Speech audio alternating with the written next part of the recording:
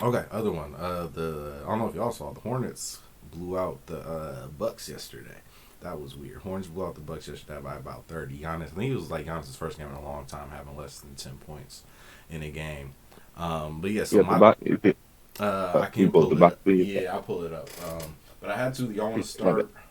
Y'all want to start with the Bucks, or y'all want to start with my question? I have a question about the Hornets.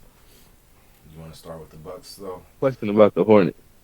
Okay, question about the Hornets while I try to pull up the box score from yesterday.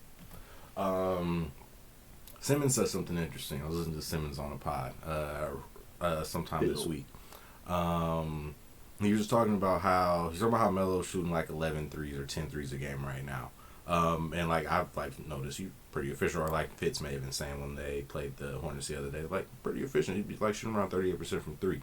But Simmons was saying he might have the second half of this season might get kind of wild with just what Melo might be able to do numbers wise. So I guess my question is there a leap? Is there like kind of a mini leap or a leap to kind of another status for LaMelo?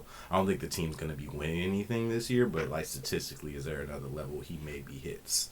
We saw him play this week if you watched him play the Hornets. So see another level for him to maybe hit offensively, just as a scorer and definitely as a passer. As the second half of the season gets started. Any LaMelo thoughts? Man, Jordan. We go first. I think I might go. Uh, oh yeah. Yeah, no, I think talking to Ryan about Lamelo has kind of made me realize maybe I've been. Mm-hmm. It's point guards. There's too many good point guards, so and we've been dealing with that, trying to wrap our head around having a lot of great point guards. Since I feel like Steph Curry came in the league, it's been overwhelming. Like the point guard position, like overall, it's been pretty overwhelming to try to figure out. But especially now, Lamelo though, like Ryan helps me see that. Been helping me see that he's closer to I guess he's closer to the Luca and Ja. He's not that tier at all, but he's interesting for what his potential can be and what he's probably doing and developing this season specifically where he's headed.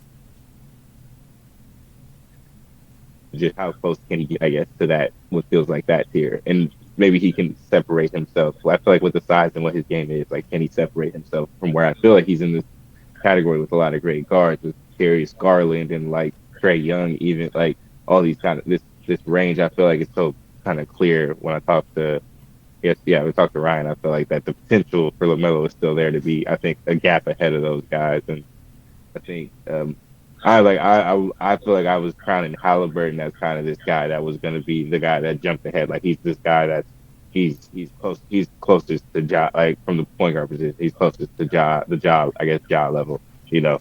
But I think Lamelo might still be the closest, I guess, or Lamelo might still be the guy, or Halliburton, I guess. Halliburton and Lamelo for me now are in the same category, I guess. But Halliburton's just hitting right now. The Mm-hmm. potential, I guess, is still the same. I still have that potential as better than a lot of those little guards that aren't John Morant. But, Yeah, no, I think that's a good way to put it. I think the thing that John Luca bring to the table that he doesn't is the interior scoring. But that's the weird thing with his three ball coming together. Like looking at, so they mhm.